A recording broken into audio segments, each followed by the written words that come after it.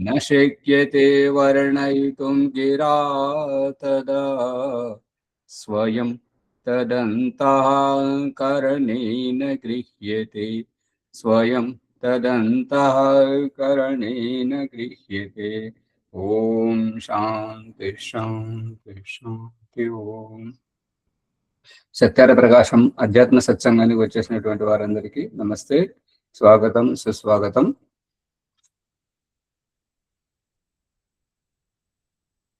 భీమరావు గారు దేవుడు ప్రత్యక్షంగా వచ్చి మనకు ఏమి సహకరించరు అని ప్రకరణానుసారంగా చెప్తున్నారు.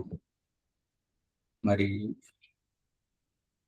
నిన్నటి ప్రకరణంలో నలుగురు ఋషుల ద్వారా వేద జ్ఞానమును బ్రహ్మ గ్రహిస్తాడు అంటే ఏమన్నట్టు? ఇంకెవరైనా చెప్పండి.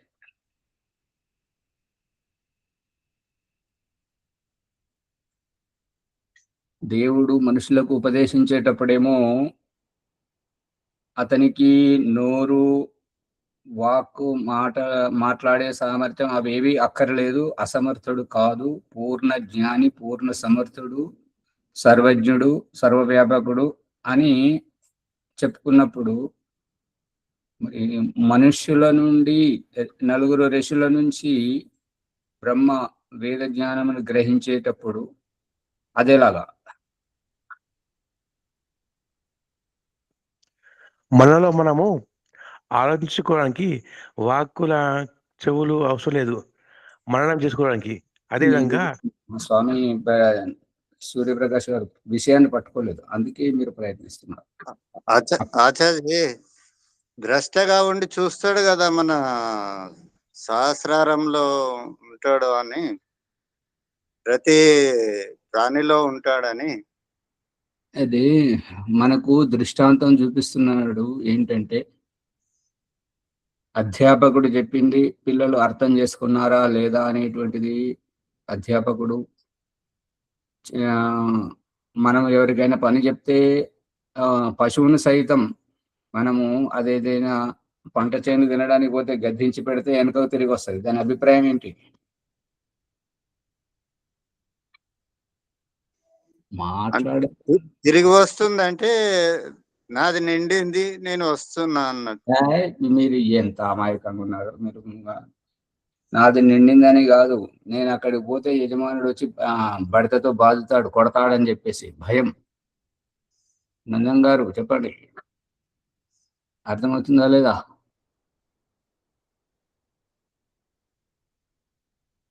ఎవరు చెప్పరా? పిల్లవాడు నీటిలోకో, పొయ్యిలోకో, లేదంటే కరెంటు ప్లగ్ దగ్గరకో, లేదంటే గంట చీమల దగ్గరకో పోతుంటే ఇట్రా అనగా వెనుకకు వస్తాడు. దాని అభిప్రాయం ఏంటి? భయంతో ప్రమాదం సంభవిస్తే భయం. భయం ఆచార్య అంటే అంతకు ముందు ఒకసారి ప్రమాదం జరిగింది అన్నట్టు. ఎంత అమాయకులు వచ్చారు. జరిగితే మళ్ళీ వెళ్ళాలి కదా. అలాగే ఇదివరకు ఆ ప్రమాదం జరిగి అతనికి అనుభవం అయితే మళ్ళీ పోడు కదా, అక్కడికి పోతున్నాడు అంటే దీని అభిప్రాయం ఏంటంటే అతనికి అర్థం కాలేదు అని. మనం గద్దించి పెట్టగానే వెనకకు వస్తున్నాడు అంటే మనం చెప్పింది అతడు విన్నాడు, అతనికి అర్థమైంది, అక్కడికి పోతే మనల్ని కొడతారు అనేది వారికి అర్థమైంది కాబట్టి వెనకకు వస్తున్నాడు.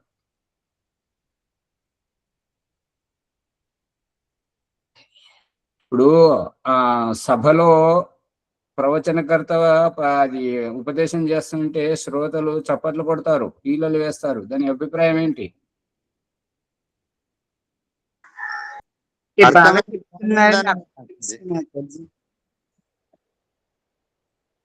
చెప్పరు, ఇంకొకరికి అవకాశం ఇవ్వరు. బాగా చెప్పినప్పుడు అర్థం చేసుకుని చప్పట్లు కొడతారు. అంతే, వాళ్ళకి అర్థమైంది కాబట్టి వాళ్ళ ఆనందాన్ని, వాళ్ళ ఉత్సాహాన్ని ఈలల ద్వారా, చప్పట్ల ద్వారా వ్యక్తపరుస్తున్నారు, స్పందించి ఊగినారు. అంతే. ఇప్పుడు చెప్పినట్టుగా మసులుకుంటే ఆ నడవడి ఆ వ్యవహార తీరుని బట్టి ఆహా చెప్పింది విన్నారు కదా అని అనుకుంటాం. అదే వాళ్ళు చేయాల్సిన తప్పే మళ్ళీ చేస్తే చెప్తే వినబడతలేదా, మనిషివి కాదా, ఒకసారి చెప్తే అర్థం కాదా అని చెప్పేసి మళ్ళీ మనం వాళ్ళని కోపడతాం కదా. హెచ్చరికలు వస్తాయి. హెచ్చరిక కాదు, ఇక్కడ ప్రసంగం ఏంటంటే దేవుడు చూపిస్తున్న దృష్టాంతం ఏంటంటే మనం ఏదైనా చెప్పినప్పుడు ఎదుటివారు అర్థం చేసుకొని వారు మనకేమి చెప్పకుండా మనం చెప్పినట్టుగా నడుచుకుంటే వారు విన్నారు కాబట్టి అర్థమైంది వారికి వాళ్ళ రకంగా నడుచుకుంటున్నారు. ఇది ఇక్కడ భగవంతుని నుంచి వేదం గ్రహించేటప్పుడు ఋషులను సమర్థిస్తారు. ఉత్సాహం అమ్మా ఉండవమ్మా. భగవంతుని నుంచి వేద జ్ఞానం మనుషుల వరకు రావడానికి మనుషులైనటువంటి నలుగురు అనేక మందిని సమాధి స్థావస్థలో ఉన్నప్పుడు అంటే వారి వారి మిడిమిడి జ్ఞానంతో ఉన్నారు. కానీ ఈ నలుగురు ఋషులు మాత్రం వీరు చాలా ఉత్కృష్ట స్థితిలో ఉన్నారు కాబట్టి భగవంతుడు చెప్పింది వినగలిగారు, గ్రహించగలిగారు. విన్నది వీరెట్లా మననం చేస్తున్నారో, వీరు ఏ రకంగా యజ్ఞం చేస్తున్నారో, ఏ రకంగా సంధ్యోపాసన ధ్యానం చేస్తున్నారో ఇటువంటివి మరియు ఈశ్వరోపాసన అవన్నీ చేసేటువంటి వ్యవహారం బట్టి భగవంతుడు కూడా గ్రహించాడు, వీరికి అర్థమైపోయింది అంతే.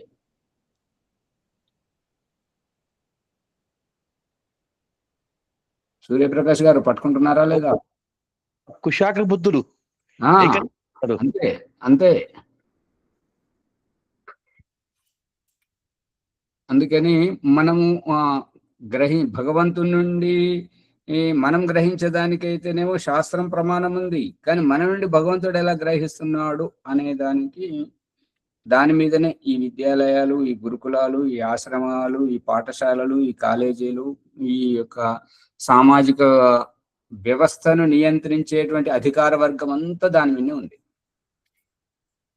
ఈ ట్రైనింగ్ ప్రశిక్షణ తీసుకున్నటువంటి వాళ్ళు ఇంటర్వ్యూలో వాళ్ళను తెలుసుకొని బాధ్యతల్లో వాళ్ళని పంపించినప్పుడు ఎటువంటి సమస్య రాకుండా సవ్యంగా సాగుతున్నప్పుడు వాళ్ళు సక్రమంగా చేస్తున్నట్టుగా, తప్పుడు చేసి నష్టం చేకూరిస్తే వారిని సస్పెండ్ చేయడము, జైల్లో పెట్టడము, లేదంటే ఇంకా ఊరి తీయడము, అది వారి కర్మ మీద ఆధారపడి ఉంటుంది.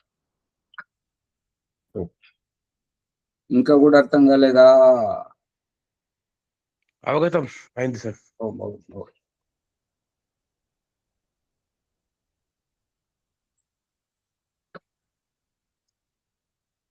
మనము సత్యార ప్రకాశము సప్తమ సంలాసం 175వ పుటలో ఉన్నాము. చూడండి,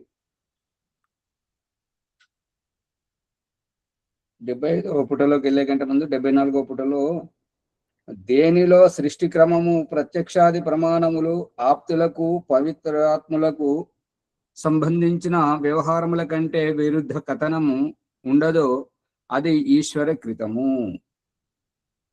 దేంట్లోనైతే సృష్టి క్రమము ప్రత్యక్షము వంటి ప్రమాణములు ఆప్తులకు పవిత్రాత్ములకు సంబంధించినటువంటి వ్యవహారములకు అంటే విరుద్ధముగా ఉండదో, అంటే ఇక్కడ ఉన్నటువంటి పక్షపాతం చూడండి.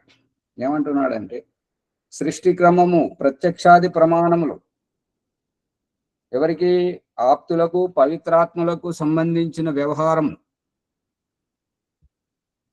ఆ వ్యవహారం కంటే విరుద్ధం కథనము ఉండదో అది ఈశ్వరకృతం. అంటే దుష్టులు, శత్రువులు, అపవిత్రాత్ములు, దుర్మార్గులు, కుట్రలు, కుతంత్రాలు చేసేటువంటి వారి వ్యవహారానికి విరుద్ధముగా ఉంటది అనియా? ఇది మాట్లాడరు.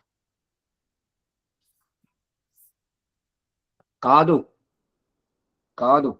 ఎందుకు కాదంటే వారికి సృష్టి క్రమము దుష్టులు, దుర్మార్గులు, వ్యభిచారం చేసేటువంటి వాళ్ళు, దొంగతనం చేసేటువంటి వాళ్ళు, తీవ్రవాదం చేసేటువంటి వాళ్ళు, వాళ్ళకు సృష్టి క్రమమే అర్థం కాదు. వారికి ప్రత్యక్షం అప్రత్యక్షం అనేదే తెలియదు, ఇక ప్రమాణం అనేటువంటిదే తెలియదు. వాళ్ళు ఎవరికి ఆప్తులు గారు, వారికి వారు పవిత్రాత్మలు, అంతకంటే కాదు. అవునా చర్చి? కానీ వారికి విరుద్ధంగా అనిపించవచ్చు, కానీ వారికి సరి అయినటువంటి జ్ఞానమే లేనప్పుడు వారికి విరుద్ధంగా అనిపించింది లెక్కలోకి తీసుకోబడదు. కాబట్టి ఎవరైతే ఆప్తులు పవిత్రాత్ములు ఉంటుంటారో వారే సృష్టి క్రమమును ప్రత్యక్ష ప్రమాణములతో గ్రహిస్తుంటారో వారి గురించి చెప్పడం జరిగింది. ఈశ్వరుని నిర్భ్రమ జ్ఞానమునకు తగిన ఈశ్వరుని నిర్భ్రమ అంటే నిర్గత భ్రమ యస్మాత్, ఈశ్వరుని యొక్క వ్యవహారం సృష్టి వ్యవస్థ నుంచి భ్రమ ఎవరికైతే తొలగిపోతుందో అటువంటి వారికి నిర్భ్రమ జ్ఞానమునకు తగినట్లే పుస్తకమున భ్రాంతిరహిత జ్ఞానము ప్రతిపాదింపబడును, అది ఈశ్వరోక్తం. అంటే ఈ వేదము చదివినప్పుడు ఎవరికి భ్రాంతి కలగకూడదు, మరియు మంచి జ్ఞానోదయం కలగాలి. అటువంటి ఈ భ్రాంతిరహితమైనటువంటి పుస్తక జ్ఞానము తోటి, భ్రాంతిరహిత జ్ఞానం ఏ పుస్తకంలోనైతే ప్రతిపాదింపబడిందో అది ఈశ్వరోక్తం. అందుకని చాలా కాలము వరకు గురుముఖ పరంపర అనుసారంగానే ఈ విషయం అనేటువంటిది తరతరాలుగా కొనసాగేటువంటిది. ఇంకా ఎప్పుడెప్పుడైతే వ్యక్తి ప్రకృతి మీద ఆధారపడి ఉన్నప్పుడు ఇదంతా జరిగింది సహజంగా. ప్రకృతి మీద ఆధారపడి సహజంగా ఉన్నప్పుడు జరిగింది. ఇక ప్రకృతిలో జీవనోపాధి అంటే మన నిత్యావసరాలకు తిండి, నీళ్లు, అన్నము, చెట్ల మీద పండ్లు ఇవన్నీ సరిపోని స్థితిలో, అంటే జనసంఖ్య పెరిగినప్పుడు కృత్రిమంగా చేసుకొని మన ఇష్టాలను ఆ పదార్థాలలో చొప్పించి మనము వికృతం చేసుకుంటున్నప్పుడు బుద్ధి భగవంతుడు పుట్టించినటువంటి తీక్ష్ణంగా ఉండలేకపోయింది. అందు గురించి చెప్పినవి పదే పదే చెప్పాల్సి రావడం మరియు మర్చిపోవడం ఉండడం వల్ల ఆ గుర్తున్నటువంటి వాటిని ఎట్లెట్లయితే మంచి గురువులతో నేర్చుకున్నారో ఎప్పటికప్పుడు లిపిబద్ధం చేయడం జరిగింది.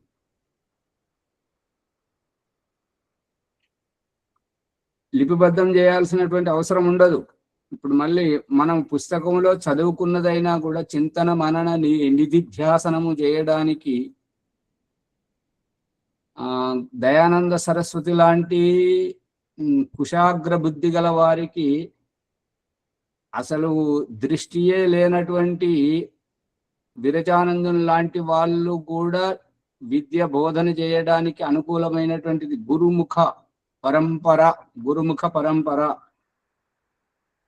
గురుముఖ పరంపరతో విషయాన్ని గ్రహించి చింతన మననం చేయడం, సమాధిస్థం అవ్వడం. సమాధిలో పుస్తకాలు తీసుకొని 4 వేదాల పుస్తకాలు తీసుకొని వెళ్ళరు. అక్కడ కేవలం దైహికమైనటువంటి అవయవాలు కళ్ళను మూసుకొని ఆరంభంలో మోసుకుంటారు, తర్వాత తెరిచి ఉన్నను దేహ ధ్యాసే ఉండని తన్మయత్వ స్థితిలో పరవశించి పరమానంద భరితములో సమాధిస్థమై ఉన్నప్పుడు కేవలము బౌద్ధిక పరమైనటువంటి చింతన మననమే. అక్కడ ఈ పుస్తకాలు, ఈ వేద మంత్రాలు మనం ఏవైతే ఇదిగో ప్రమాణం అని చూపించడానికి ఏముండదు. అది గ్రహణ శక్తిని బట్టి ఉంటుంటది. ఇటువంటి భ్రాంతిరహితమైనటువంటి జ్ఞానం ప్రతిపాదింపబడినటువంటి పుస్తకము ఈశ్వరోక్తం. పరమేశ్వరుడు సృష్టి క్రమమున ఉన్నట్లే గ్రంథమున ఈశ్వరుడు సృష్టి కారణములు జీవుని ప్రతిపాదనము ఉండునో అది ఈశ్వరోక్తం. పరమేశ్వరుడు సృష్టి క్రమం ఉన్నట్లే అంటే ఇక్కడ ఈశ్వరుని కంటే ముందే సృష్టి క్రమం ఉన్నది అని కాదు. ఇప్పుడు మనం ఎన్నోసార్లు చెప్పుకున్నాము ఏమని అంటే యథా పిండే తథా బ్రహ్మాండే, యథా బ్రహ్మాండే తథా పిండే. బ్రహ్మాండం అర్థం కాకపోతే పిండ సృష్టిని విచారించి చూస్తే అర్థమైపోతుంది. పిండ సృష్టి అర్థం కాకపోతే బ్రహ్మాండ సృష్టిని విచారించి చూస్తే, శాస్త్రీయ ప్రమాణాల ఆధారంతో చూస్తే పిండ సృష్టి గురించి తెలిసిపోతుంది. అద్దంలో ప్రతిబింబాన్ని సవరించుకున్నట్లుగా అండరహస్యాన్ని పిండంలో, పిండ రహస్యాన్ని బ్రహ్మాండంలో ఈ రకంగా ఉన్నది. కాబట్టి ఈశ్వరుడు సృష్టి క్రమమున ఉన్న, అంటే తాను సృష్టి క్రమాన్ని ఏ రకంగానైతే చేశాడో అదే రకంగా గ్రంథమున ఈశ్వరుడు సృష్టి కారణములు, జీవుని ప్రతిపాదనము వ్యక్తపరిచాడు. కాబట్టి ఆ రకంగా ప్రతిపాదింపబడి ఉన్నటువంటిది ఈశ్వరోక్తము. అటువంటి ఈ పుస్తకం వేదము అనబడుతుంది అని. మరియు ప్రత్యక్షాది ప్రమాణములకు విరుద్ధము, అవిరుద్ధం. ప్రత్యక్షాది ప్రమాణములకు అవిరుద్ధము. ఇప్పుడు ఓం ప్రకాశం చెప్తున్నటువంటిది ఇదే విషయాన్ని తెలియజేస్తున్నటువంటిది. ఏంటంటే, చూపిస్తున్నాడు కదా భగవంతుడు మన వ్యవహారంలో. ఏమిటి అని అంటే, మన జీవితానికి కావలసినటువంటి ఈ అవగాహనను ఒక నాటకీయ పరంగా తీర్చిదిద్ది, ఆ నాటకంలో పాత్రలను మనల్నే చేసి, మన చేతనే ఆడించి, మనకే కనువిప్పు కల్పింపజేయడం గమనార్హం. పట్టుకుంటున్నారా లేదా? పట్టుకుంటున్నావా ఆచార్య? అందుకని ప్రత్యక్షాది ప్రమాణములకు అవిరుద్ధం ఈశ్వరుని యొక్క సృష్టి వ్యవస్థ మరియు వేదములో చెప్పినటువంటి రహస్యము ప్రత్యక్షాది ప్రమాణములకు విరుద్ధము. అంటే మూడు చోట్ల ఉన్నది. ఒకటేమో వేద ప్రమాణము, రెండవది మన జీవన వ్యవహారము, మూడవది ఈ యొక్క ప్రకృతి పరిణామాలు. ఈ మూడింటి ద్వారా ఈశ్వరుని యొక్క సృష్టి వ్యవస్థ అనేటువంటిది ప్రత్యక్షము. సృష్టి క్రమం శుద్ధాత్మ స్వభావమునకు విరుద్ధము. శుద్ధాత్మ స్వభావమునకు విరుద్ధము కానిది పరమేశ్వర పుస్తకమగును.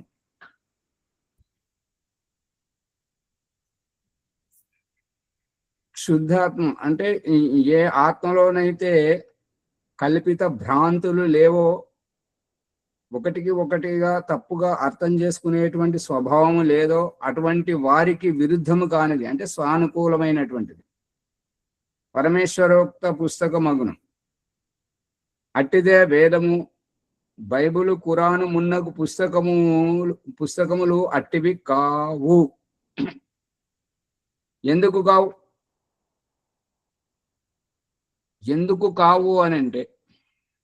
ఎందుకు కావు అనంటే వేదములో ఈశ్వరుడు చెప్పినటువంటి సృష్టి వ్యవస్థ, ఆది మానవుని యొక్క పుట్టుక రహస్యం ఎన్నెన్నో జంటలు, లెక్కలేనన్ని జంటలు, స్త్రీ పురుష జంటలు యువావస్థలో భూమి నుండి పుట్టుకొచ్చారు. పిల్లలను ఎందుకు పుట్టించలేదు అంటే, వారిని చూసుకునే వారు ఎవరు ఉండరు కాబట్టి ఆ పశువులు లాంటివి వారిని చంపేస్తాయి కాబట్టి పిల్లలుగా పుట్టించలేదు. మరి ఎదిగిన వయస్కులైనటువంటి వయోవృద్ధులను పుట్టించవచ్చు కదా అని అంటే, అట్లా పుట్టిస్తే వారి వల్ల మునుముందు సృష్టి వ్యవస్థ నడవదు. అందు గురించి ఈ యొక్క యువావస్థలోనే భగవంతుడు ఆది మానవ సృష్టి చేశాడు. ఇది వైదికం. ఇక అవైదికములో బైబిల్, ఖురాను ప్రకారంగా మట్టిని తీసుకొని ఆదామును తయారు చేశాడు. ఆదామును తయారు చేసి ఈథేను తోటలో అతన్ని, నీకు ఇక్కడ అన్ని రకాలుగా వ్యవస్థ ఉన్నది, నీకు ఏ చెట్టు పండు కావాలంటే ఆ చెట్టు పండు అన్నీ తిను, కానీ ఫలానా చెట్టు పండు తినకు అని చెప్పేసి అతన్ని అక్కడ ఉంచాడు.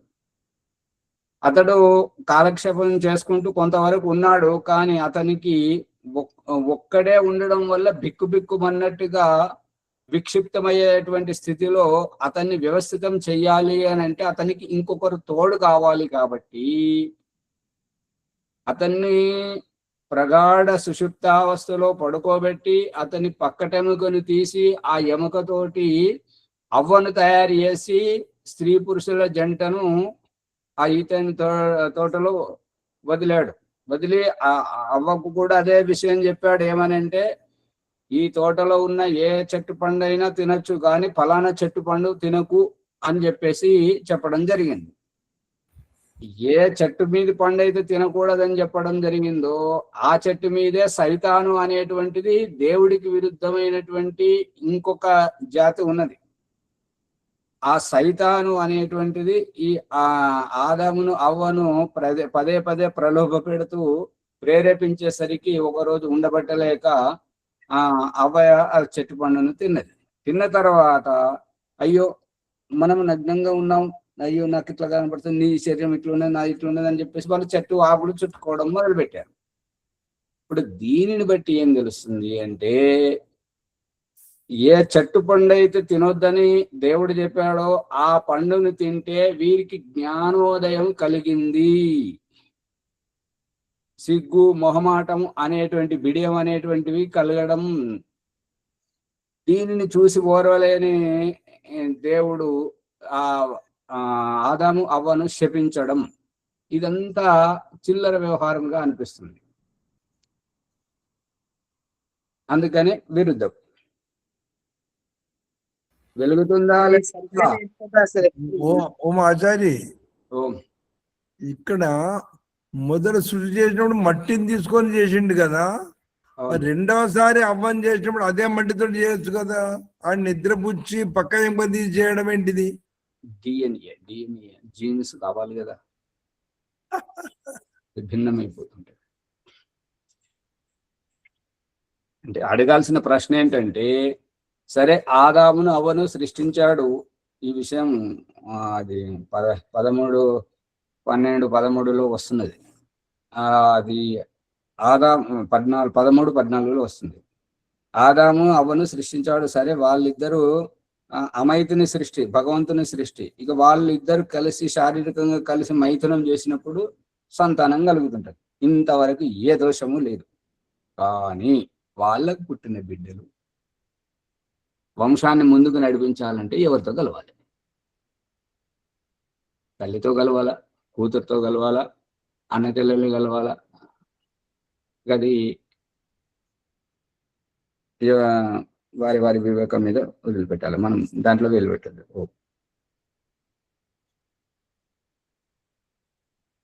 అవ్వ అంటే తల్లి కదా ఆచార్జీ? అవ్వ అంటే తల్లి కదా ఆచార్జీ? ఎక్కడున్నావు? అవ్వ ఈవు అంటారు. ఈవు అంటే అవ్వ. అవ్వ అనేటువంటిది ఏంటంటే ఆ పురుషునికి తోడైనటువంటి స్త్రీ. అవ్వ అనేటువంటిది ఇప్పుడు ఈ మైథున సృష్టిలో వీళ్ళు పిలుచుకుంటున్నటువంటిది పేరు. ఆమె మూల గ్రాంథిక శబ్దం ఏంటంటే ఈవు. అలాగే ఆచార్జీ, ఆదాము ఆది మానవుడు అనగా ఆది మానవుడు అనేది చెప్పబడుతుంది. అవును, ఆదాము. అవునవును.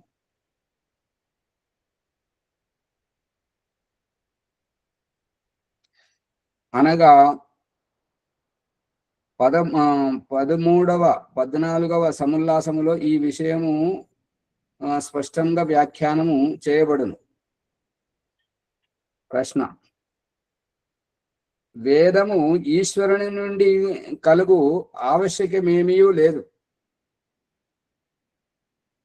ప్రశ్నకర్త అంటున్నాడు ఏంటంటే, వేదము ఈశ్వరుని నుండి లభించాల్సినటువంటి అవసరం ఏమీ లేదు. మనుషులే క్రమముగా జ్ఞానమును పెంపు చేసుకొని పిమ్మట పుస్తకములను కూడా వ్రాయుదురు. అర్థమవుతుంది కదా? ఈ ప్రశ్నకర్త యొక్క అభిప్రాయం ఏంటంటే, ఓం ప్రకాశం, నీకు పొద్దున పని లేదు, ఏం లేదు, నువ్వు నడిపించుకో. వాళ్ళకి లింక్ ఎందుకు ఇస్తున్నావు? నీ సూత్రం ఎందుకు ఇస్తున్నావు? వాళ్ళు అన్ని ఫోన్లు వెతుక్కుంటూ నీ దగ్గరకు వచ్చినప్పుడు నిన్ను కలుసుకుంటారు కదా. అది అభిప్రాయం. అర్థమవుతుందా? ఎవరు మాట్లాడరు ఏంటి? లింక్ పట్టుకొని ఎందుకు వస్తున్నారు అంటున్నాడు అతను. అర్థమైంది. నీ పని నువ్వు చేసుకోక వాళ్ళందరిని ఎందుకు ప్రేరేపిస్తున్నారు అంటున్నాడు. ప్రేరేపించుడు కాదు, ప్రేరేపించడు అక్కడేమంటలేడు. అతను అనేది ఏంటంటే ఈ లింక్ ఏదైతే ఇప్పుడు Google meet link Om Prakash ఇచ్చి అందరిని పిలుస్తున్నాడు కదా, ఆ లింక్ ఇవ్వాల్సిన అవసరం ఏంటి? వాళ్ళే వెతుకుంటారు. అందరి దగ్గర ఫోన్లు ఉన్నాయి కదా, నీ దగ్గర ఉన్నట్టు వాళ్ళ దగ్గర ఉన్నాయి. నీకు ఇంటర్నెట్ వైఫై ఉన్నట్టుగా వాళ్ళకు కూడా ఉన్నది. వాళ్ళు వెతుకుంటూ ఎవరి దగ్గర ఏం లేదు అని వెతుకుంటూ ఓం ప్రకాష్ దగ్గరకు వస్తే ఓహో ఇక్కడ ఉన్నది ఆ రహస్యము అని అప్పుడు నిన్ను పట్టుకుంటారు కదా అని అభిప్రాయం. బడికి ఎందుకు పోవాలి, స్కూల్ ఫీజులు ఎందుకు కట్టాలి అనేటువంటిది ప్రతిదీ అంతే. ఇంకొకరు గురువు అక్కర్లేదు అనేటువంటిది అభిప్రాయం. దీనికి సమాధానం చెప్తున్నాడు దయానంద సరస్వతి. ఎన్నడూ వ్రాయజాలరు అంటే ఎన్నడూ వ్రాయజాలరు అన్నదాంతో ఎంతమంది ఏకీభవిస్తున్నారు? ఇప్పుడు ఓం ప్రకాష్ లింక్ ఇవ్వకపోతే ఎవరైనా ఈ ఆన్లైన్ క్లాసులకు రాగలరా? రాలేరు. ఆ విషయమే దయానంద సరస్వతి చెప్తున్నాడు. అంతే, అది సంభవమే కాదు. కారణము లేక కార్యోత్పత్తి సంభవం కాదు. ఎట్లనా ఆటవికులు సృష్టిని చూచియు విద్వాంసులు కాజాలరు. ఇప్పుడు కోయ జాతి వాళ్ళు, కొండ జాతి వాళ్ళు, అడవులలో ఉండేటువంటి వాళ్ళు మనము ఈ వేదమును చదివి యజ్ఞము చేసి ధ్యానం చేసి సమాధిస్థమై సాక్షాత్కారం చేసుకొని జీవనముక్తిని పొందేవారిని ఏ భూమి మీద ఉన్నామో, ఏ నీళ్లతోటి అపవిత్రమును పవిత్రం చేసుకుంటున్నామో, ఏ సంధ్య ధ్యానము యోగము చేసుకుంటున్నామో, అన్నము పండించుకొని తింటున్నాము, వాళ్ళు కూడా అదే రకంగానే ఉంటున్నారు కదా. మరి మనకు కలిగినంత జ్ఞానం వాళ్ళకి కలిగిందా? ఏది మాట్లాడరు. విద్యా గంధంతో ఉన్నాం మనం, అవిద్యతో ఉన్నాం అంతే. గురువు అనేవారు ఉండాలి కదా ఆచార్య.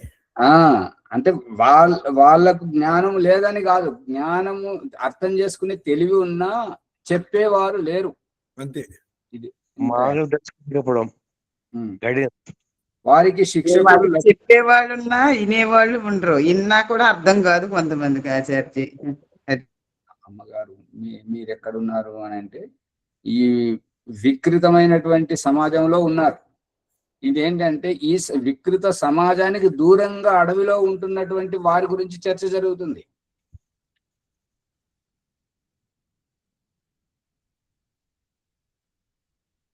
ఇప్పుడు కూడా ఇతరుల నుండి చదువు నేర్చుకొనక ఎవడును విద్వాంసుడు కాడు.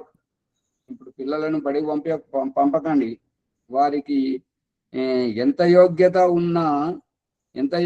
ఉన్నా వారికి ప్రభుత్వము గుర్తించేటువంటిది. ఇప్పుడు వీరు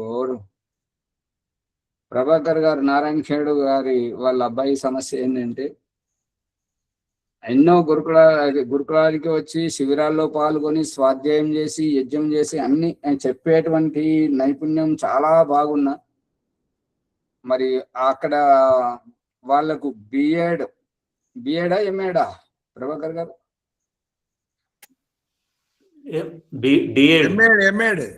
బిఎడ్ కానీ ఎంఏడ్ కానీ లేకుంటే ఉద్యోగం రాదు. అంటే అట్లా చాలా మంది ఇబ్బంది పడుతున్నారు అన్నట్టుగా. ఏంటంటే బిఎడ్ కానీ ఎంఏడ్ సర్టిఫికెట్ లేకపోతే నీకు ఎంత చెప్పనీకి వచ్చినా కూడా ఆ సర్టిఫికెట్ ఉన్నటువంటి వాడికి చెప్పరాకపోయినా వాడికి ప్రాముఖ్యత, వీళ్ళకి ప్రాముఖ్యత లేదు. అంతేనా ప్రభాకర్ గారు? అంతే ఉండదు ప్రాముఖ్యత. ఎందుకంటే అది ప్రభుత్వం యొక్క నియమం కదా ఆచార్య. అవును, సర్టిఫికెటే ఆధారం. అందుకే ఏమంటారంటే గురుకులను పంపించానంటే మరి అక్కడ ఉద్యోగం వస్తుంది మా వాళ్ళకి, తర్వాత ఎంత సంపాదిస్తారు ఇవి అడుగుతుంటారు.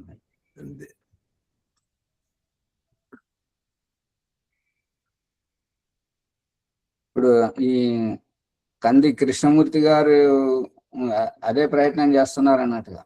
ఏంటంటే పిల్లలని ఇద్దరిని గురుకులంలో చదివిస్తే, అవునా కృష్ణమూర్తి గారు? ఇద్దరిని చదివిస్తున్నాడు, ఇద్దరు అబ్బాయిలు ఇద్దరిని చదివిస్తున్నాడు. కానీ పరీక్షలు ఇవ్వాలి కదా, వాళ్ళకి ఉద్యోగం వస్తుందా? ఇంకా దాని గురించి ఇంకా వేరే తిప్పలు పడాలి. అవునవును. అందుకని ఓ మాచారి ఇప్పుడు గురుకులాలు కూడా 2 రకాల విద్యలు చెప్తున్నాయి కదా. ఆర్ష విద్య చెప్తున్నది, తర్వాత ప్రభుత్వ విద్య చెప్తున్నాయి కదా. ఇప్పుడు ముని గారు, మీకు అసలైనది లోతు అర్థం మార్పు కావట్లేదు. మీకు అసలైనది అర్థం కావట్లేదు. ఇక్కడ జరుగుతున్నది ఏంటంటే మక్కి ఉడిగా మలయ మరిగా. పడుకున్న స్వామి ఒక వ్యక్తి ఏంటంటే కోతిని పెంచుకున్నాడు. ఆ కోతిని పెంచుకుంటే ఆ కోతి ఏం చేస్తుందంటే ఒక రోజు స్వామి అలసిపోయి పడుకుంటే అతని మీద ముక్కు మీద వచ్చి ఈగ వాలుతుంది. ఆ కోతి స్వామి భక్తితోటి దగ్గరుండి ఆ ఈగను పదే పదే ఎన్నిసార్లు జోపినా కూడా కోతి చేయొచ్చినప్పుడు అది ఎగిరిపోతుంది, మళ్ళీ వచ్చి కూర్చుంటుంది.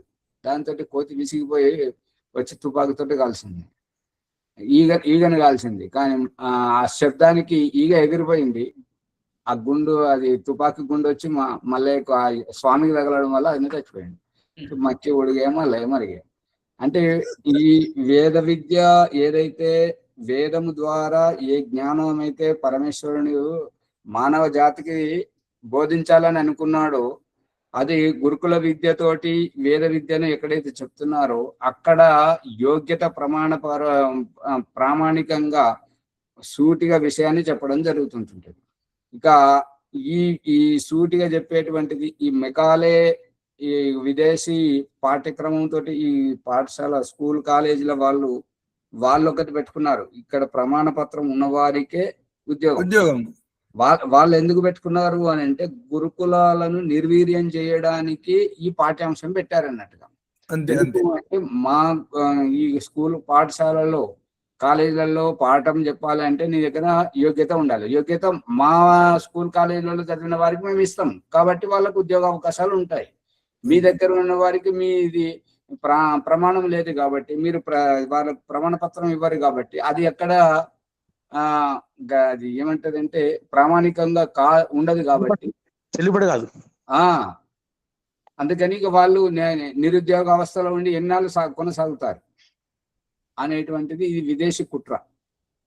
అందుకని ఈ ఇప్పుడు స్కూల్ కాలేజీలలో చదువుతున్నటువంటి వాళ్ళు ఆత్మహత్యలు ఎక్కువ చేసుకుంటున్నారా, లవ్ జిహాద్ పేరుతోటి లేచిపోయి ప్రేమ వివాహాలు ఏవో ఆగమాగమైపోయి ఇవన్నీ చేస్తున్నారా, లేదంటే గురుకులంలో ఉన్నవారు ఆత్మహత్యలు చేసుకోవడము, ఇటువంటి అపహరణ చేయడం, బలాత్కారం చేయడం చేస్తున్నారా? ప్రభుత్వ విద్యాలయాలు. అందుకని మక్కి ఉడిగా అంటే జ్ఞానం ఏదైతే ఈశ్వరుడు వేదం ద్వారా మానవ జాతికి తెలియజేయాలనుకున్నాడో ఆ ఉద్దేశం లేనే లేదు. మళ్ళీ మరిగా మానవత్వం అనేటువంటిది అట్టడుగున అడుగంటి పోతుంది. అంతే. చాలా బాగున్నది. మక్కి ఉడిగా మళ్ళీ మరిగా.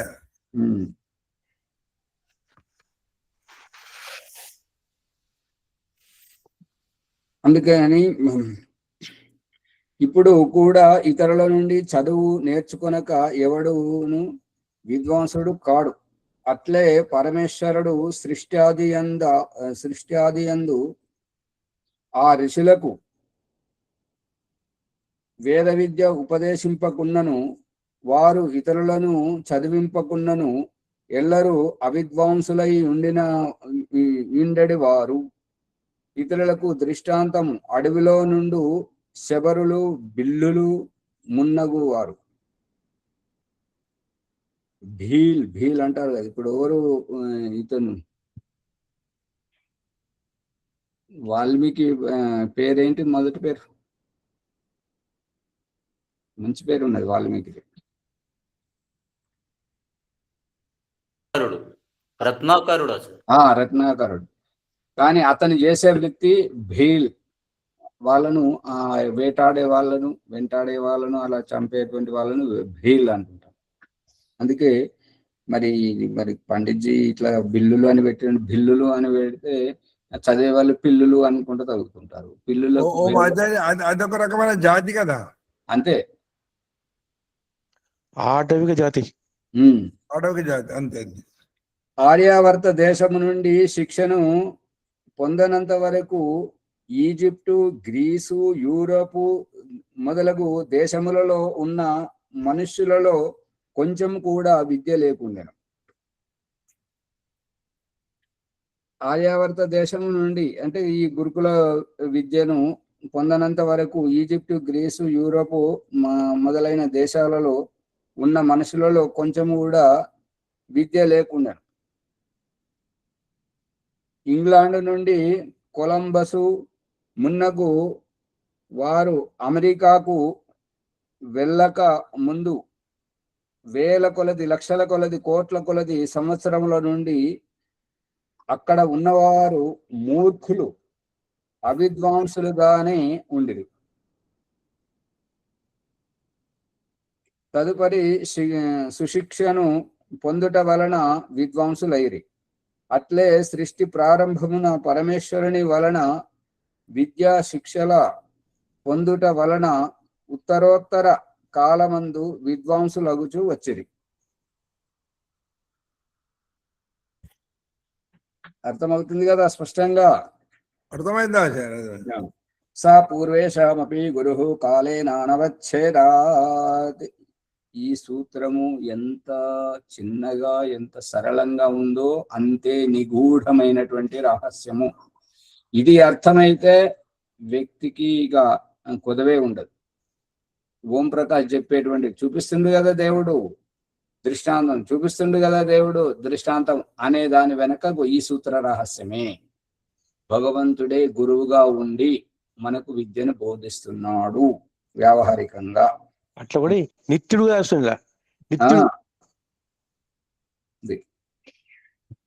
కాలైనా వచ్చేది కాలానికి విచ్ఛిన్నం కానివాడు. ఇది ఏంటంటే ఆ యొక్క పరమేశ్వరుడు పూర్వేషాం, షష్ఠి విభక్తి బహువచనం.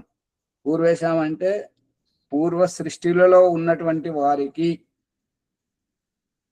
అపి అంటే వారికి కూడా, గురువు అంటే ఇప్పుడు ఈ విషయాన్ని అర్థం చేసుకోవాలంటే ఏంటంటే, పాఠశాల నడుస్తున్నది, ఒక తరగతి వారు పాస్ అయిపోయారు, ముందుకెళ్ళిపోయారు, మళ్ళీ తరగతి వాళ్ళు వచ్చారు, మళ్ళీ సంవత్సరం ఇట్లా వస్తూనే ఉన్నారు, పోతూనే ఉన్నారు. కానీ ఆ ప్రధానోపాధ్యాయుడు అతడే అనేది ఈ చెప్తున్నటువంటి రహస్యం. అన్ని తరగతులకు అందరికి ప్రధానోపాధ్యాయుడు ఒక్కడే ఉంటాడా, వేరు వేరు ఉంటారా? ఏ సంవత్సరం ఉంటాడు. ఆ రహస్యం ఇది. కాలేన అనవచ్ఛేదాత్ అంటే ఈ కాలం, భూత భవిష్యత్ వర్తమానం అనేటువంటిది, ఇదివరకు ఉన్న సృష్టి కాలము, ఈ సృష్టి కాలం అనేటువంటిది. ఇక ఇదే విషయాన్ని మళ్ళీ వ్యవహారంలో చూస్తే, పోయిన సంవత్సరం చదివిన వాళ్లకు, పాస్ అయిన వాళ్ళకు వేరే ప్రధానాధ్యాపకుడు, ఈ సంవత్సరం చదివే వాళ్ళకు వేరే వాళ్ళు, పాస్ అయిన వాళ్ళకు వేరే, ఫెయిల్ అయిన వాళ్ళకు వేరే ప్రధానాధ్యాపకుడు, అట్లా ఏమి ఉండదు, అందరికీ ఒక్కడే ఉంటాడు. అదే విధంగా ఈశ్వరుడు కూడా భూత భవిష్యత్ వర్తమానములో అంటే పూర్వ సృష్టిలోకు ఉన్నటువంటి వాళ్లకు అతడే, ఇప్పుడు మనకు అతడే, రాబోయే సృష్టిలో ఉండేటువంటి వారందరికీ అతడే, మార్పు ఏమాత్రం లేదు అనేటువంటిది అభిప్రాయం. వర్తమాన సమయమున మనము అధ్యాపకుల నుండి చదివియే విద్వాంసుల మగుచున్నట్లు సృష్టిలో ఆరంభమున పుట్టిన అగ్ని ఆది అంటే అగ్ని మొదలగు ఋషులకు పరమేశ్వరుడు గురువై ఉండెను. ఆది ఋషులకు మరియు ఇక అంటే ఇప్పుడు మనకు ఇది దయానంద సరళంగా చెప్తున్నటువంటిది ఏంటంటే, ఓం ప్రకాశము ఇదివరకు పూర్వ సృష్టిలకు అంటే ఈ సృష్టిలో ఆది ఋషులకు పరమేశ్వరుడు ఎట్లయితే వేదమును ఉపదేశించాడో, ప్రతి ఒక్క సృష్టి ఆరంభములో ఆ భగవంతుడే వేదములను ఉపదేశిస్తున్నాడు. ఈ రహస్యము ఋగ్వేదము 10వ మండలము 192వ సూక్తము 3వ మంత్రము. సూర్య చంద్రమసౌ ధాత యథా పూర్వం అకల్పయత్ యథాపూర్వం అని అంటే ఇదివరకు సృష్టిలో ఎట్లయితే చేశాడో ఈ సృష్టిలో కూడా అట్లే చేశాడు. కాబట్టి పూర్వ సృష్టిలలో ఎట్లయితే భగవంతుడు ఉపదేశించాడో ఈ సృష్టిలో కూడా ఆ సృష్టి ఆరంభంలో 4 ఋషులకు వేద జ్ఞానాన్ని ఉపదేశించాడు అనేది అభిప్రాయం. ఏలయనగా జీవులు సుషుప్తి యందును ప్రళయమునందును జ్ఞానరహితులై ఉండునట్లు పరమేశ్వరుడు జ్ఞానరహితుడు కాడు. ఎట్లంటే జీవులు సుషుప్తి అందు అంటే పడుకున్నప్పుడు మన శరీరం బయట ఏమి జరుగుతుందో మనకు తెలియదు. మన శరీరం మీద కూడా చల్లగాలి వస్తుందా, వేడిగాలి వస్తుందా, మరి మనం భరించరానంతగా ఉంటే చల్లగాలికి వణుకుడు, వేడిగాలికి బట్టలిప్పేసుకొని ఊపుకోవడం, ఇవన్నీ చేయడం జరుగుతుంటది. కానీ సహజమైనటువంటి స్థితిలో ఉన్నటువంటి దానికి ఏంటంటే అది ఏ గాలి వస్తున్నటువంటిది, ఏ దుమ్ము పడుతున్నది మన మీద, పడుకున్న వాళ్ళ మీద, మనం కప్పుకుంటే ఏ దోమ వచ్చి వాలుతున్నది అనేది మనకి ఏది తెలియదు. ఆ దోమ కుడితేనే అంటే పై స్పర్శ నుండి ఆ మాంసాన్ని ఛేదించుకొని నరాల్లోకి వెళ్ళినప్పుడు మాంసము మెత్తగా ఉంటుంటది, నరము కొంత అది గట్టిగా ఉంటది. గట్టిగా అంటే రబ్బర్ లాగా ఉంటుంటది. దానికి గొచ్చుకున్నప్పుడు ఈ యొక్క మనకు మేలుకు వస్తుంటది అన్నట్టుగా, నిద్ర తేలిపోతుంటది. ఆ విధంగా ఆ రకంగా ఉన్నప్పుడు మనము నిద్రలో ఉన్నప్పుడు బయట జరిగేది ఎట్లయితే తెలియట్లేదు, మేలుకున్నాక మళ్ళీ ప్రతి విషయము దుమ్మొస్తున్నప్పుడు ముక్కు మూసుకోవడం కానీ, తలుపులు కిటికీలు వేసుకోవడం కానీ, ఇంకా వడగళ్ళు వస్తున్నప్పుడు, వర్షం తుంపురు వస్తున్నప్పుడు తలుపులు మూసుకోవడం, ఇవన్నీ మనకు తెలిసిన దానికి జాగ్రత్త పడడం ఎట్లయితే జరుగుతుంటుందో అది సుషుప్తిలో ఉన్నప్పుడు, నిద్రలో ఉన్నప్పుడు జరగదు. ప్రళయమునందును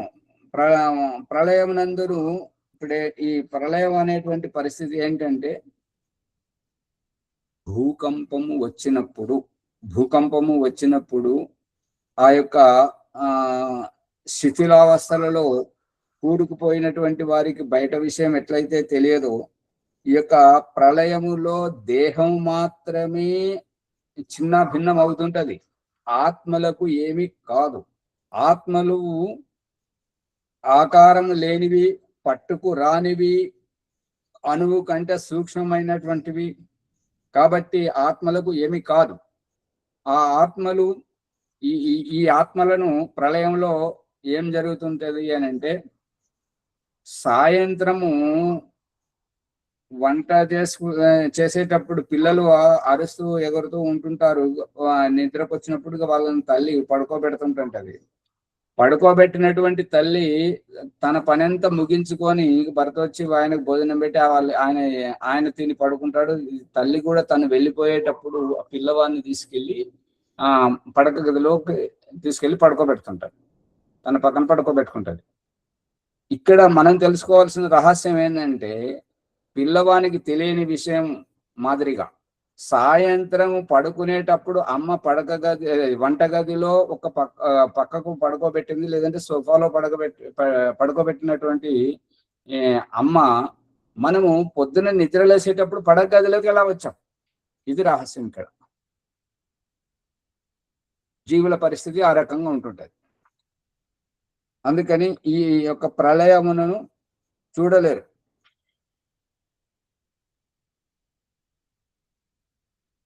జ్ఞానరహితులై ఉండునట్లు పరమేశ్వరుడు జ్ఞానరహితుడు కాదు. అతనికి అన్నీ తెలుసు.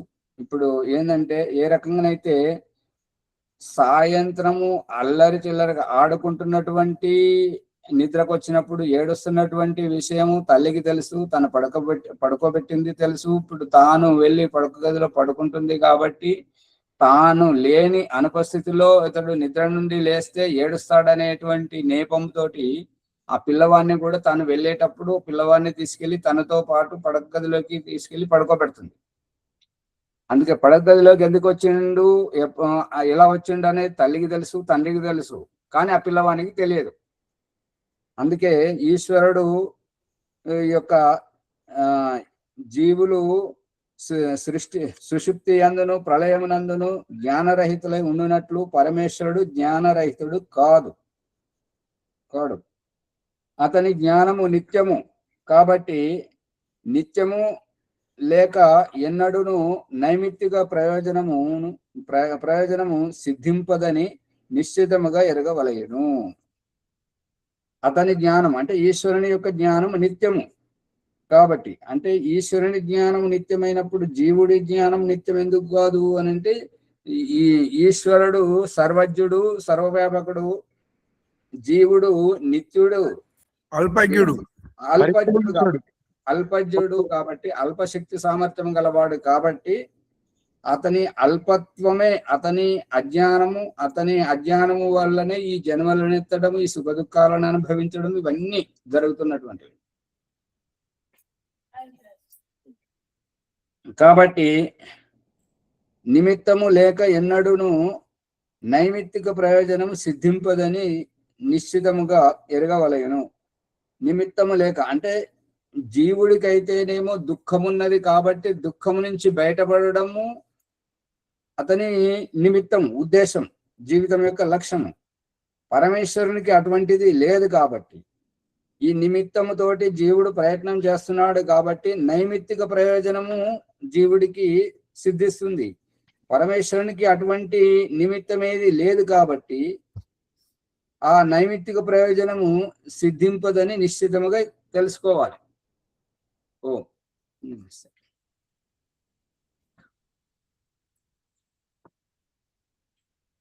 సమయం నాస్తి ఆచార్య. ఆపేశాను, ఏదైనా పాట పాడితే వాడండి. ఆచార్య ఓం ప్రకాష్ గారు ధన్యవాదములు. నమస్తే. ఆధ్యాత్మిక జ్ఞానగంగా సత్సంగంలో ఉన్నాము. సత్య ప్రకాశము 7వ సముల్లాసము 175వ పేజీలో ఉన్నాము. ఋషుల జ్ఞానము వేద జ్ఞానం గురించి లోతుగా అర్థం చేసుకుంటున్నాము. తర్వాత సమస్త సృష్టి రహస్యాన్ని కూడా ఈ విధంగా ఉంటుంది. సృష్టి రహస్యము, సృష్టి ప్రారంభంలో జీవులు ఏ దశలో ఉంటారు, ఎట్లా ఉంటారు అనేక ఉదాహరణలు మనం తెలుసుకుంటున్నాము. సమస్త గురువుల గురు పరమాత్మ అని పతంజలి ఋషి అతని సూత్రం ద్వారా మనం తెలుసుకొని లోతుగా అర్థం చేసుకుంటున్నాము. ఈ ఎపిసోడ్ను లైక్ చేయండి, షేర్ చేయండి, సబ్స్క్రైబ్ చేయండి, పక్కన ఉన్న గంట సింబల్ని గట్టిగా నొక్కండి. మీకు ఎలాంటి సందేహము, శంకా సమాధానాల కొరకు కామెంట్ రూపంలో మీరు తెలుసుకోవాలని కోరుచున్నాను. ఈరోజు వైదిక సంధ్యోపాసన ప్రభాకర్ గారు చేయించాలని ప్రార్థన. గురువారము మొదటి బ్యాచ్ నడుస్తుంది. ప్రభాకర్ గారు. ఓం సర్వేభ్యో నమస్తే. వైదిక సంధ్య బ్రహ్మ సాక్షాత్కారం.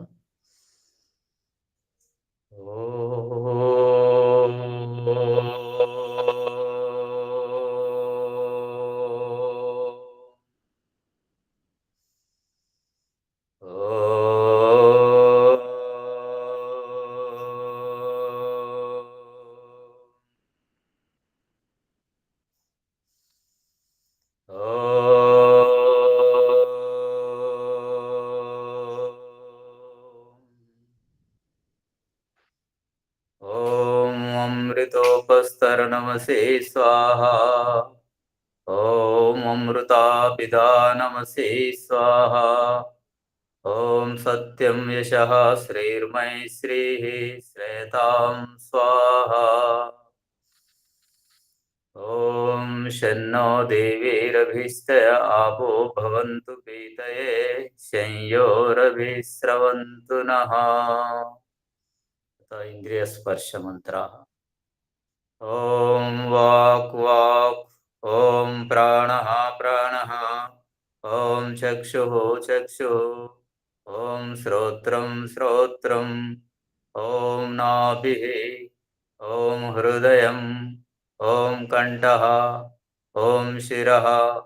ओम बाहुभ्यां यशोफलम्. ओम करतलाकरपृष्ठे. मार्जन मंत्र.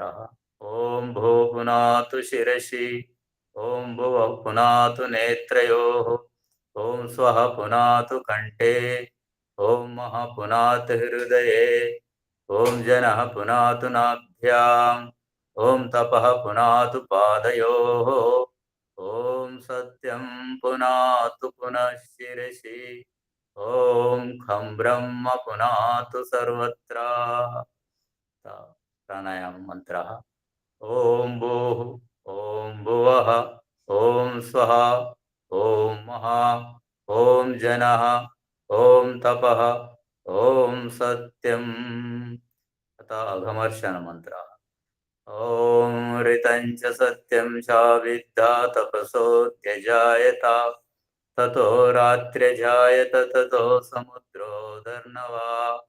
సముద్రాదర్ణవాదది సంవత్సరో జాయత అహోరాత్రాణి విదధాద్విశ్వస్య మిషతో వశీ సూర్యాచంద్రమసౌ దాతాయతా పూర్వమకల్పయత్ దివం చ పృథివీం చాంతరిక్షమతో స్వాహా. ఆచమన మంత్రాన్ని. ఓం శన్నో దేవీరభీష్టయ ఆపో భవంతు పీతయే శంయోరభిస్రవంతు నః. మనసా పరిక్రమ మంత్ర. ఓం ప్రాచీదిగగ్నిరధిపతిరసితో రక్షితాదిత్యా ఇషవః తేభ్యో నమో అధిపతేభ్యో నమో రక్షితృభ్యో నమో ఈశుభ్యో నమయేభ్యో అస్తు. యోస్మాద్వేష్టియం వయం దిస్మస్తం వోజం వేదద్మః. దక్షిణాది ఇంద్రోధిపతి స్థిరచిరాజిరక్షితా పితర ఇషవః తేభ్యో నమో అధిపతేభ్యో నమో రక్షితృభ్యో నమో ఈశుభ్యో నమయేభ్యో అస్తు. యోస్మాద్వేష్టియం వయం దిస్మస్తం వోజం వేదద్మః. ప్రతీచేదిగ్వరుణోధిపతి పృదాకో రక్షితాన్నమిషవః తేభ్యో నమో అధిపతేభ్యో నమో రక్షితృభ్యో నమో ఈశుభ్యో నమయేభ్యో అస్తు. యోస్మాద్వేష్టియం వయం దిస్మస్తం వోజం వేదద్మః. ఉదీచేదిక్సోమోధిపతి స్వజో రక్షితా శనిరిషవః తేభ్యో నమో అధిపతేభ్యో నమో రక్షితృభ్యో నమో ఈశుభ్యో నమయేభ్యో అస్తు. యోస్మాద్వేష్టియం వయం దిస్మస్తం వోజం భేదద్మః. ధ్రువాదిగ్విష్ణురధిపతి కల్మాషగ్రీవో రక్షితా వీరుదైషవః తేభ్యో నమో అధిపతేభ్యో నమో రక్షితృభ్యో నమో ఈశుభ్యో నమయేభ్యో అస్తు. యోస్మాద్వేష్టియం వయం దిస్మస్తం వోజం వేదద్మః. ఊర్ధ్వాదిగ్బృహస్పతిరధిపతి శ్విత్రో రక్షితా వర్షమిషవః తేభ్యో నమో అధిపతేభ్యో నమో రక్షితృభ్యో నమో ఈశుభ్యో నమయేభ్యో అస్తు. యోస్మాద్వేష్టియం వయం దిస్మస్తం వోజం వేదద్మః. ఉపస్థాన ప్రకరణం. పరమాత్మ ఉపస్థానం అంటే నాకు అత్యంత సమీపంలో పరమాత్మ ఉన్నాడని అర్థం. జాతవేదసే సునవామ సోమమరాతీయతో నిదహాతి వేదః సనః పర్షదతి దుర్గాని విశ్వానావేవ సింధుం దురితాత్యగ్నిః. ఋగ్వేదం 1వ అధ్యాయం 99వ సూక్తం 1వ మంత్రం. భావం: ఉత్పన్నమైన మానవులందరి చేత ఎరగబడు ఓ పరమేశ్వర, మా సర్వస్వం సమర్పిస్తున్నాము. లోభంతో ఎవరైనా త్యాగం చేయజాలని ధనమును నిశ్చితముగా నశింపజేయదు అని ఎరుగుదు.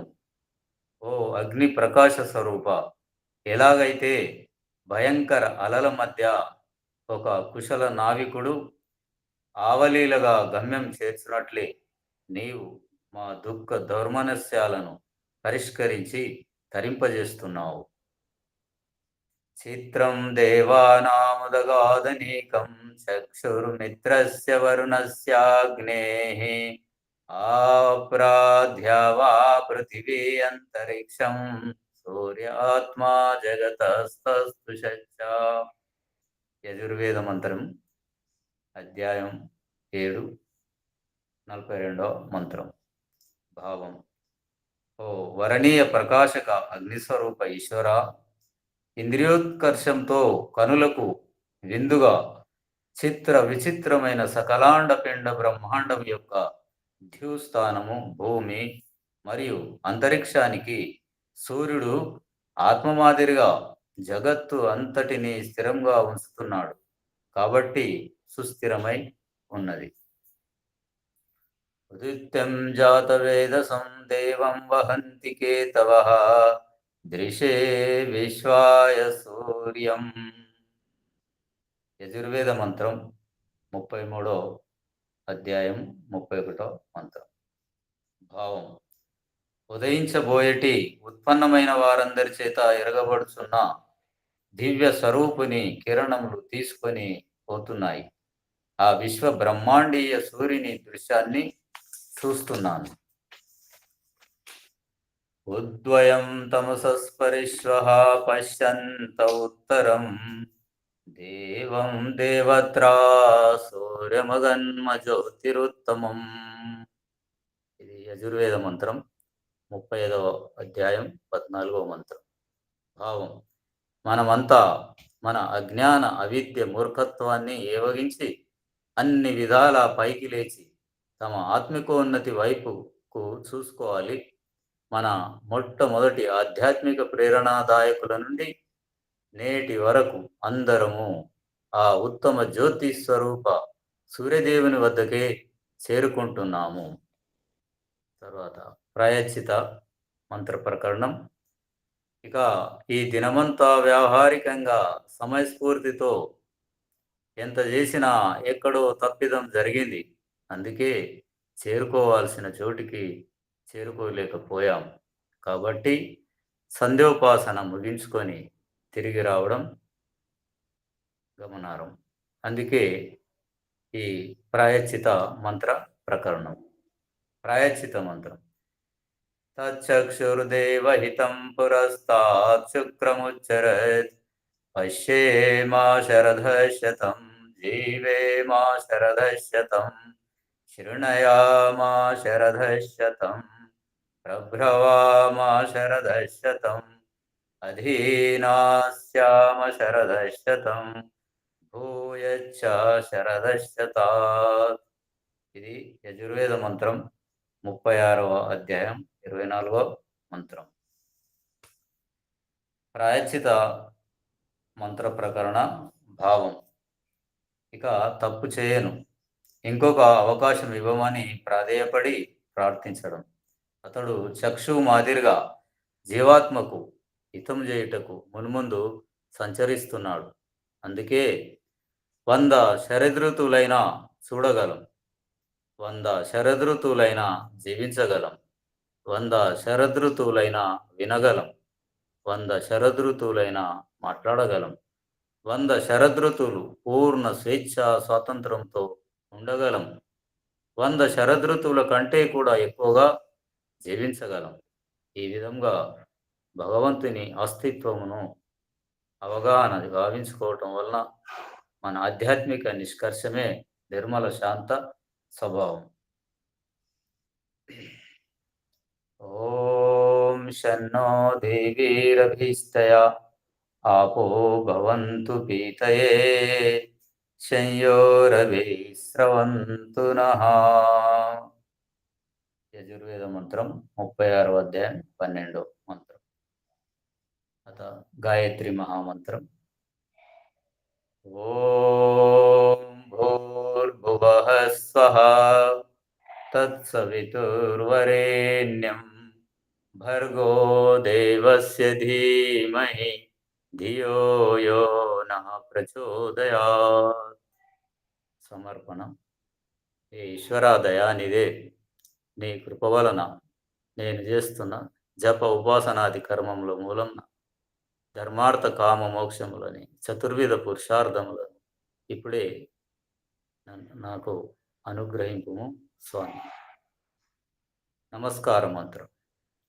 ఓం నమః శంభవాయ చ మయో భవాయ చ నమః శంకరాయ చ మయస్కరాయ చ నమః శివాయ చ శివతరాయ చ. ఓం శన్నో దేవీరభీస్తయా ఆపో భవంతు పీతయే సంయోరభిస్రవంతు నః.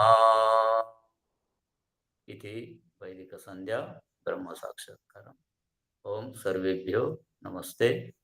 आचार्य जी नमस्ते. शांति पाठ करो आचार्य. ओम देव शांतिरंतरिक्षं शांति पृथ्वी शांति आपा शांति औषधे शांति वनस्पति शांतिर्विश्वे देवा शांति ब्रह्म शांति सर्वं शांति शांतिरेव शांति सामा शांतिरेधि. ओम शांति शांति शांति. శ్రీభ్యో నమః. అందరూ నమస్కారం. నమస్తే ఆచార్య. ఓం నమస్తే ఆచార్య. సర్వేభ్యో నమః. నమస్తే. నమస్తే ఓం నమస్తే ఆచార్యజీ. సర్వేభ్యో నమో నమః ఆచార్యజీ.